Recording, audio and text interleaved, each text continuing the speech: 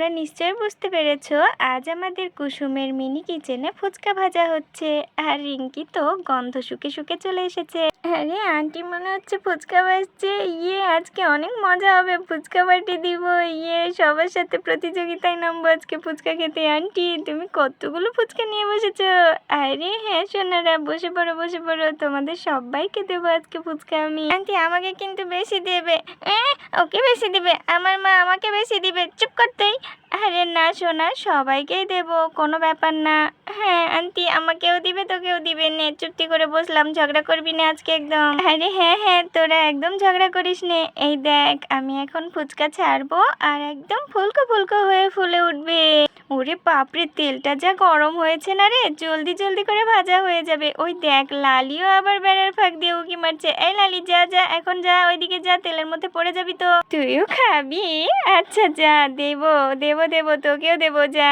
ওই দেখ কত কথা বোঝে, দেবো বলেছি চলে গেছে, দেখছিস? আরে এই দেখ কি সুন্দর হয়ে ফুলে উঠলো ফুচকাটা। আমি একটু নেড়ে চেড়ে দিই, তাহলে ভালো মতো ভাজা হয়ে যাবে, জানিস তো। তা হ্যাঁ রে রিঙ্কি, আজকে কি পুটি বাসায় নেই? ফুচকার গন্ধ পায়নি নাকি? এখনো কেন আসছে না? আর কলিটাও নিশ্চয়ই গন্ধ পায়নি এখনো। তা না হলে তো এতক্ষণে ঠিক চলে আসতো আর হুটোপুটি করে খেতে শুরু করে দিত। না গো আন্টি, বাসাতেই আছে, তুমি চিন্তা করো না, গন্ধ শুকে শুকে ঠিক হাজির হয়ে যাবে সময় মতো, তুমি ভাজতে থাকো। ঠিক বলেছিস, একদম ঠিক বলেছিস, আমি ভাজতে থাকি, ওরা ঠিক সময় মতো হাজির হয়ে যাবে। ওই দেখো বলতে বলতেই চলে এসেছে। আরে কুসুম, কি করো তুমি? ঠিক ধরেছিলাম, ফুচকার গন্ধ কোথা থেকে জানি আসছে ভাবলাম। মনে পড়লো কুসুম ছাড়া কেউ হতে পারে না এটা। আরে হ্যাঁ হ্যাঁ বসো কলি, একদম ঠিক ধরেছো তুমি, আমি এতক্ষণ তোমাদের কথাই ভাবছিলাম। এই যে ফুচকা ভেজে ভেজে রাখছি, টক বানাবো, তারপর তোমরা খাবে। কলি আন্টি, তোমাদের নাক কি ইঁদুরের নাক নাকি গো? রিঙ্কিও চলে আসছে, তুমিও চলে আসছো। আরে পরি, এইসব কি কথা বলছো তুমি? ছি, বড়দের সাথে এভাবে কথা বলতে নেই। আরে না, কোনো ব্যাপার না কুসুম, বলুক, ও বাচ্চা মানুষ, আমার সাথে মজা করছে, আমি রাগ করি না, এসবে খেলেই হলো। আরে তোমরাও পারো বটে।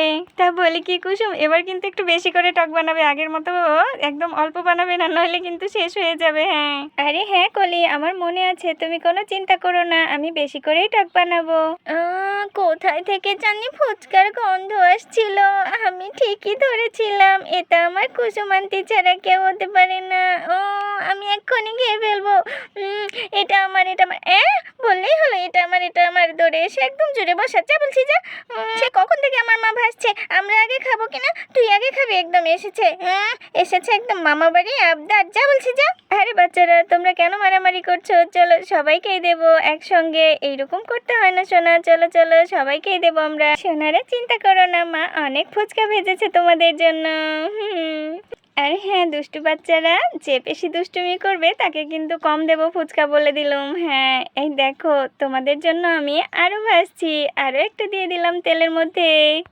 এখন ফুচকা বানানো শেষ, এখন টক বানাবো। টক ছাড়া কি ফুচকা খাওয়া যায়? তোমরাই বলো। টকিতে আসার মজা। তো চলো। তো এখন আমি এর ভেতরে তেঁতুলটা দিয়ে দিচ্ছি। আর বলো তো, এর ভেতরে কিন্তু আমি আগে থেকেই চিনি, লবণ, জিরা গুঁড়া আর মরিচটা দিয়ে রেখেছিলাম, এখন শুধু তেঁতুলটা গুলতে বাকি। আর এবার তো এটাও বানানো শেষ হয়ে গেল। এই নাও বাচ্চারা, তোমাদের সামনে ফুচকা, টক সব হাজির হয়ে গিয়েছে। আচ্ছা আমি তোমাদের একটা একটা করে তুলে দিই, নয়তো আবার মারামারি লাগিয়ে দিবে। তোমরা যা দুষ্টু হয়েছো না। আরে পড়ে গেল, তুলে নে রে রিঙ্কি, তুলে নে। আর আমি এবার আমার পরীকে দিই, এই নাও পরি। আর এইবার তো পুটি নিবে, নে নে নে শুরু কর। আরে কলি তুমিও নাও। আরে হ্যাঁ হ্যাঁ, আমাকে বলতে হবে না কুসুম, আমি ভেঙে নিয়েছি। এই যে দেখো, টক ছাড়া কি খেতে ভালো লাগে ফুচকা? টকের যা গন্ধ বেরোচ্ছে না। আরে দুই হাত লাগিয়ে দিলে যে।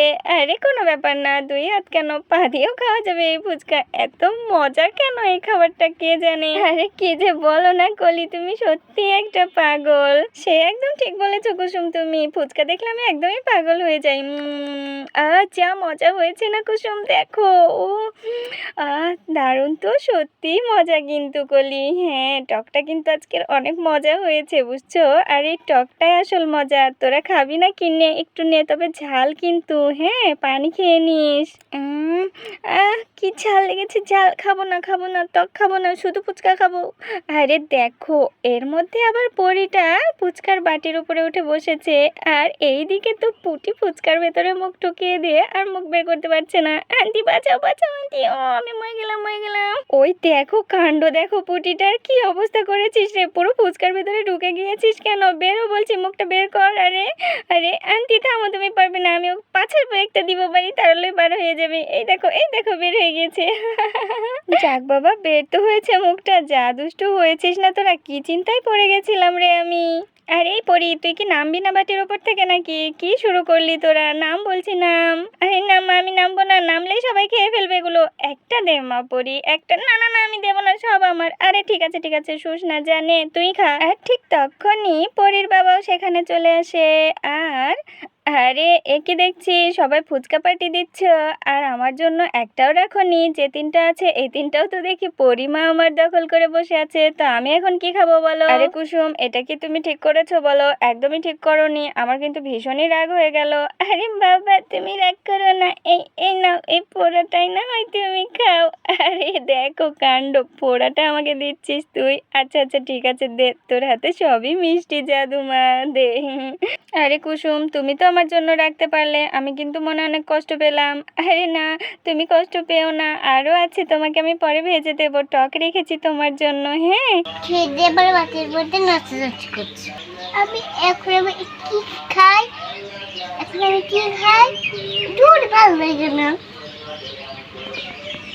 এই তোরে সব ফুচকা খেয়ে নিলে কিন্তু আমাকে কথা তো দূরে আমাকে বেরিয়ে। গাইস, ফুচকা ভাজার ভিডিওতে কেমন হয়েছে বলে কিন্তু। আল্লাহ হাফেজ।